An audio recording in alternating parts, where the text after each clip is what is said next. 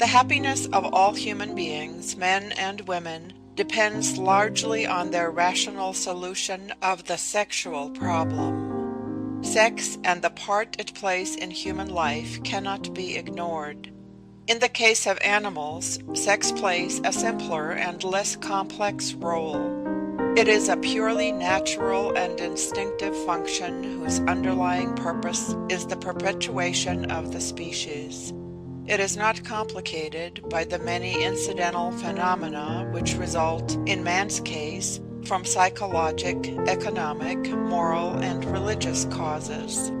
Climate, social conditions, individual modes of life and work, alcohol, wealth and poverty, and other factors affect sexual activity in human beings. Sexual love, which is practically unknown to the animals, is a special development of the sex urge in the human soul. The deeper purpose of the sex function in human beings, likewise, is procreation, the reproduction of species.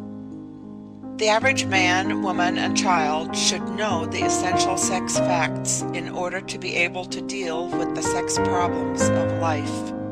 Of late years, there has been a greater diffusion of such knowledge.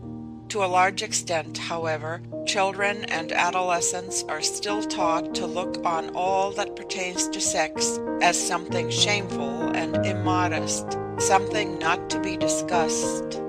Sex is an avoided subject. This is fundamentally wrong. Sex affects the very root of all human life. Its activities are not obscene, but nature's own means to certain legitimate ends. The sex functions, when properly controlled and led into the proper channels, are a most essential and legitimate form of physical self-expression. The veil of secrecy with which they are so often shrouded tends to create an altogether false impression regarding them. This discussion of these avoided subjects, in plain English, is intended to give the salient facts regarding sex in a direct, straightforward manner, bearing in mind the true purpose of normal sex activities. The more we know of the facts of sex, the right and normal part sex activities play in life, and all that tends to abuse and degrade them, the better able we will be to make sex a factor for happiness in our own lives and that of our descendants.